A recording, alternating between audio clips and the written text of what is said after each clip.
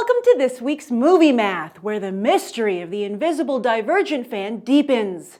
Apparently, this movie made a stupefying $56 million its opening weekend, easily taking the #1 spot.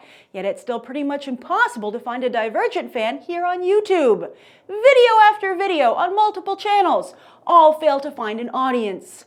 Which is weird because YouTube is rampant with Twilight and Hunger Games fans. Who is this Divergent fan, who is apparently so at peace with their love of this franchise they see no need to share that love or debate it with fellow fans? Are they all part of abnegation?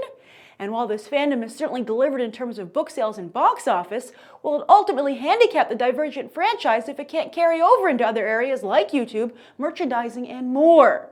But while that's a question for Lionsgate Summit and Wall Street, this #1 debut is nothing but good news for stars Shailene Woodley and Theo James, both relatively new to the silver screen. Both are already sewn up for sequels Insurgent and Allegiant, primed to come out in quick succession in 2015 and 2016, but expect studios to court both for other projects. And while Woodley has shown a clear interest for prestige picks like the upcoming The Fault in Our Stars, it'll be interesting to see what James does with his newfound fame. This is also a great follow-up for Limitless director Neil Burger, and since he opted out of continuing with the franchise, his agent should be fielding plenty of calls this week as well. Now, while many moviegoers hope that Divergent's predicted success was wrong, they also hope that the poor prediction for Muppets Most Wanted was wrong. They were unlucky on both counts.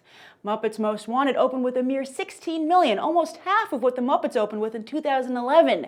Indeed, the introduction of Muppets Most Wanted into the marketplace turned out to be a cluster for family movies in general.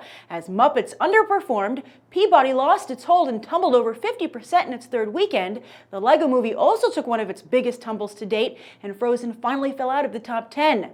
Although, for Ricky Gervais, Tina Fey, and Ty Burrell, this was a good weekend. If Disney is going to continue with the Muppets, they'd be wise to spend a little more on their human cast next time around. This has also got to give them some cause for concern, read director James Bobbin, who they recently handed the plum Alice in Wonderland 2 gig. With him and Lone Ranger star Johnny Depp, perhaps they shouldn't call that sequel Through the Looking Glass, but rather Tweedledee and Tweedledum.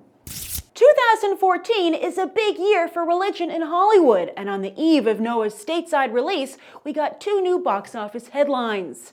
The first is a surprisingly strong debut of God's Not Dead, which managed to rank towards the top of the list despite playing in under 1,000 theaters. That signals the potential for a similarly strong debut for Heaven is for Real, hitting theaters April 18th. Should Transcendence be worried? The other headline was for Noah itself, which opened overseas in Mexico and South Korea, gaining exactly the kind of momentum it needs for this coming weekend, when it opens here in the US and a slew of other countries. Speaking of foreign box office, Need for Speed continues to burn up the track overseas despite already suffering a flat tire here in the US, with an almost 60% drop in its second weekend. If they do make a Need for Speed 2, expect DreamWorks to add a whole lot more international flavor on screen. Last week's new flicks did pretty poor across the board, with Tyler Perry's The Single Moms Club dropping over 60% and Veronica Mars dropping 75%, despite adding 50 more theaters to its run. I hope Rob Thomas and Kristen Bell have already signed whatever deals they could. Finally, the Grand Budapest Hotel added over 200 theaters to its run as it continues to climb slowly and steadily to the top of the box office. Expect this critic and crowd pleaser to be a strong contender during next year's awards season. It's already started! As for this coming weekend, Noah is expected to wash away the competition with a very solid debut, while Sabotage looks to be further proof that audiences simply aren't interested in Arnold Schwarzenegger anymore. Cesar Chavez will also hit around 600 theaters, while Captain America: The Winter Soldier will debut in several countries overseas, giving us a first look at its box office prospects. I know Marvel has its tried and true release formula, but shouldn't a movie called Captain America open here first?